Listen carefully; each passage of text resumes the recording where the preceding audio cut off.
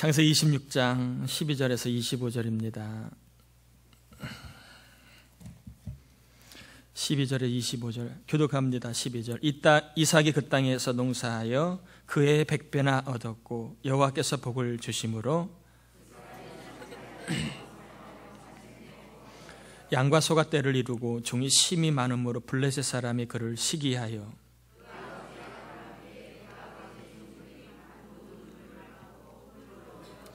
아비멜렉이 이삭에게 이르되 내가 우리보다 크게 강성한즉 우리를 떠나라.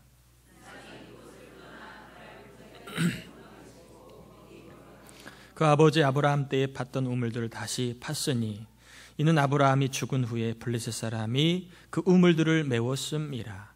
이삭이 그 우물들의 이름을 그의 아버지가 부르던 이름으로 불렀더라. 그날 목자들이 이삭의 목자와 다투어 이르되 이 물은 우리의 것이라 하매 이삭이 그 다툼으로 말미암아 그 우물 이름을 에색이라 하였으며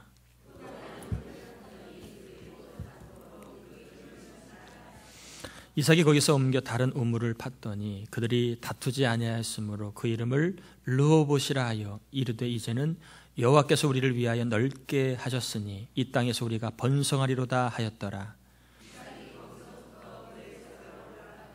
그 밤에 여호와께서 그에게 나타나 이르시되 나는 내 아버지 아브라함의 하나님이니 두려워하지 말라. 내 종 아브라함을 위하여 내가 너와 함께 있어 내게 복을 주어 내 자손이 번성하게 하리라 하신지라.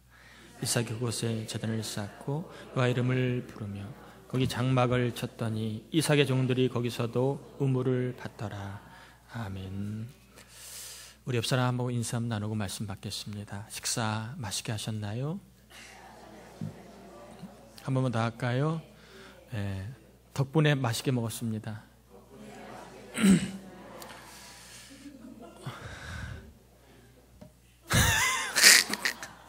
그래, 우리 남자분들이 했으니까 우리 감사의 박수 한번 치겠습니다. 우리 정선호 권사님 기타 연주할 줄 믿고 박수 한번 치겠습니다.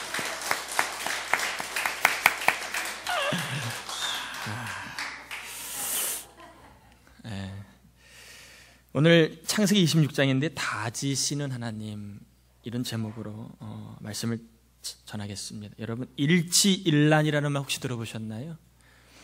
맹자가 한 말인데 일치일란이라고 하는 말이 있습니다. 일치일란은 뭐냐 하면 한 번에 태평성대가 있으면 그 다음에는 환란이 있다라는 말입니다. 그래서 한 번에 태평성대가 있을 때 지혜로운 사람은 그 다음에 환란을 염두하고 살아가는 사람이라는 것입니다. 또 한 번에 환란이 있으면 그 다음에 태평성대가 있다. 이 맹자의 역사관이라고 하는데요. 오늘 본문의 이야기를 보면 이삭의 스토리는 이 교차되는 게 많습니다. 한 번에 어려움이 있고 또 한 번에 복이 있고 또 한 번에 어려움이 있고 한 번에 복이 있고 이 일치일란의 인생이 이삭 같습니다. 왜 하나님이 한 번에 복을 주시고 어려움을 주시고 복을 주시고 어려움을 주실까 하는 걸 좀 잠깐 생각해 보려고 합니다.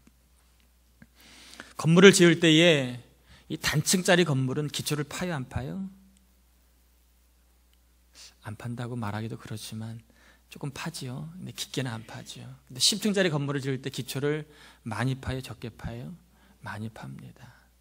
이 기초를 팔 때에 높이 올라가는 건물일수록 그 기초를 파는 시간이 많이 걸립니다. 왜냐하면 땅을 다져야 되기 때문에 토양이 어떤지를 모릅니다. 이게 단단한 토양인지 아니면 무른 토양인지를 모르기 때문에 이 기초를 단단히 하는 작업이 많이 걸립니다. 그래서 제가 알고 있는 소견으로는 건물을 올리는 것 못지않게 기초공사가 상당한 비용과 시간이 걸리는 걸로 알고 있습니다. 이 기초를 다지는 것은 건물을 올리는 것 못지않게 상당히 중요한 것입니다. 그래서 중요한 건물을 올릴 때마다 항상 다지는 일을 꼭 합니다. 세면을 보도 그냥 부고 바로 올리지 않습니다. 다 다지지요. 공기방울 없애게, 기포 안 생기게, 공간 없애게 다 다진 다음에 굳은 다음에 올리지 않습니까? 마찬가지로 하나님은 우리의 인생을 다지는 일들을 하시는 것을 보게 됩니다. 이삭을 통해서 좀 잠깐만 살펴볼 이야기는 그런 것입니다. 왜 하나님은 이삭의 인생을 이렇게 좀 복과 어려움으로 이렇게 교차하는 인생으로 다셨을까? 그것은 바로 이삭을 믿음의 사람으로 크게 쓰시려고 하는 하나님의 다지시는 과정이라는 것입니다. 귀한 큰 건물일수록 기초를 크게 다지듯이 하나님 믿음의 사람을 꼭 다지시는 과정을 통해서 쓰신다는 것입니다. 흉년이 든 가나안 땅에서도 이삭은 그랄로 내려가서 거하게 됩니다. 그곳에 또 환난을 당하게 되고, 또 환난만 당하는 게 아니라 하나님의 보호를 경험하게 됩니다. 또 그랄에 잘 살고 있는데 또 갑자기 아비멜렉 그 사람들이 목자들이 와가지고 이삭이 판 우물을 빼앗아 갑니다. 또 환난이 있지요. 또 빼앗기기만 한 게 아니라 좀 지나면 또 우물을 파면 또 우물이 납니다. 또 복이 오지요. 그런 환난과 복이 좀 교차되는 인생을 좀 이삭이 살고 있습니다. 그렇게 하신 이유는 하나님이 이삭을 보통 사람이 아니라 믿음의 사람으로 쓰기 위한 과정이라는 것입니다. 혹시 저와 여러분 인생에 왜 나는 이렇게 될 듯 말 듯하는 일들이 있을까? 왜 나에게는 좀 이렇게 어려움이 좀 따라올까? 그러시면 하나님이 나를 믿음의 사람으로 모아시는 과정이라고요? 다지시는 과정이다. 그렇게 해서 우리가 해석하고 바라볼 필요가 있다는 것입니다. 믿음의 기초가 든든해지도록 우리를 다지시는 그러한 일들을 환난과 복을 통해서 교대로 겪게 하심으로 믿음의 기초를 든든하게 하시는 것을 보게 됩니다. 이러한 복과 어려움의 환난을 교차한 다음에 이삭이 어떻게 됐습니까? 이삭이요, 뭐라고 얘기하느냐 하면 여러분 22절에 보면 24절에 보면 23절 한번 볼까? 23절에 보면 이삭이 거기서부터 어디로 올라갔다고요?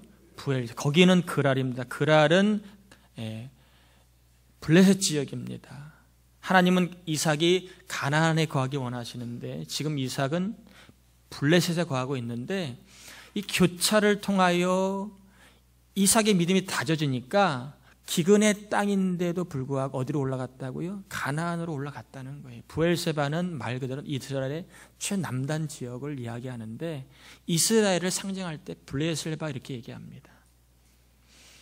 그전 같으면 흉년이기 때문에 떠나갔던 지역인데 믿음이 다져지고 나니까 흉년임에도 불구하고 흉년의 땅임에도 불구하고 그 땅으로 이삭이 올라갔다는 것입니다. 믿음이 다져지니까 어떤 상황에서도 어떤 경우에서도 하나님의 약속은 얼마든지 이루어짐을 교차를 통하여 이삭은 확실히 경험했기 때문에 지금 가나안 땅으로 올라가고 있는 것입니다. 비록 흉년이 든 땅이었지만 하나님이 함께 계시기만 하며 얼마든지 하나님은 우리로 하여금 약속을 이루시는 분이시고 얼마든지 하나님의 약속은 나에게 복이 될 수 있다라고 하는 신앙의 근본이 확실히 세워지니까 가나안의 땅, 흉년의 땅이지만 부엘세바로 올라가서 그가 정착하게 됩니다. 흉년의 땅, 우물이 없는 땅, 그렇죠. 뭐 우물이 있었으면 벌써 다 팠겠죠. 근데 파도 우물이 안 나오니까 그랄로 내려간 거 아니겠습니까? 그런데 이삭이 믿음이 다져진 다음에 부엘세바로 올라가서 한 일이 뭔가 한번 볼까요? 25절인데 뭐 했습니까? 이삭의 종들이 거기서 뭘 팠다고요? 우물을 팠다. 그럼 그전에 우물을 안 팠을까요? 그전에도 팠지만 가나안 땅에는 우물이 안 나왔어요. 그런데 믿음이 다져지고 나서 올라가서 또 못 팠을까요? 우물을 팠다는 것입니다. 믿음으로 팠다는 것입니다. 믿음으로 팠는데 어떤 일이 벌어집니까? 32절에 보니까 어떻게 되어 있습니까? 그날에 이삭의 종들이 자기들의 판 우물에 대하여 이삭에게 와서 알리어 이르되 우리가 뭘 얻었다고요? 물을 얻었나이다. 다시 한번 정리해 봐요. 그전에는 우물을 팠을 거예요. 왜? 흉년을 피하려. 근데 물이 안 나왔습니다. 물을 찾아 애굽으로 가려고 했지만 하나님은 그랄에 머물게 하십니다. 그랄에서 믿음의 교차를 경험하지요. 어려움과 복을 교차로 경험하면서 이건 환경과 장소의 문제가 아니라 하나님이 계심에 대한 믿음이 있느냐 없느냐의 문제임을 깨닫게 됩니다. 그래서 믿음이 다져진 이삭은 브엘세바로 다시 올라갑니다. 기근의 땅, 흉년의 땅, 가뭄이 있는 땅, 물을 팠어도 물이 나오지 않는 땅에 가서 그가 한 일은 믿음으로 물을 팠더니, 전에는 물이 안 나온 땅이었지만 믿음으로 팔 때 물이 나왔다는 것입니다. 저와 여러분의 인생, 혹시 왜 우리 인생은 이렇게 좀 인생의 어려움과 이런 일이 자꾸 이렇게 반복되거나 교차될까 그러면 하나님의 섭리라고 생각하시길 바랍니다. 저와 여러분의 인생을 다지기 위한, 그래서 그전에는 했던 일이지만 믿음이 다져진 다음에는 믿음을 가지고 할 때 그 일이 되어지는 은혜를 경험하기 위한 하나님의 우리를 이끄심의 과정이라고 우리가 생각하고 살아가야 하지 않을까 생각이 듭니다. 말씀을 정리합니다. 하나님은 이삭의 믿음을 뭐 하셨다고요? 다지셨습니다. 일치일난, 좋은 일과 나쁜 일을 교차함으로, 복과 어려움을 교차함으로 믿음을 다지시는 하나님. 우리 인생도 혹시 좋은 어려움이 있거들랑 내 믿음을 뭐 하신다고요? 다지신다. 그래서 믿음이 다져진 다음엔 아무리 척박하고 아무리 어려운 여건에서도 우물을 팔 때 그 우물이 터지는 그 하나님의 은총을 경험할 수 있다 하는 걸 기억하시면서 우리의 인생을 다지시는 하나님, 내 믿음을 다지시는 하나님, 믿음이 다져진 다음에는 척박한 브엘세바 땅에서도 우물을 팔 때 그 우물이 나게 하심을 경험하게 하신 하나님을 여러분 믿고 신뢰하시면서 우리 인생에 벌어진 일들을 좀 잘 해석할 수 있기를 바랍니다. 믿음을 다지시는 하나님으로 해석하시고 그 하나님 믿고 의지해 나가면 안 됐던 일도 되게 하시는, 살게 하시는 그 하나님을 경험할 줄 믿습니다.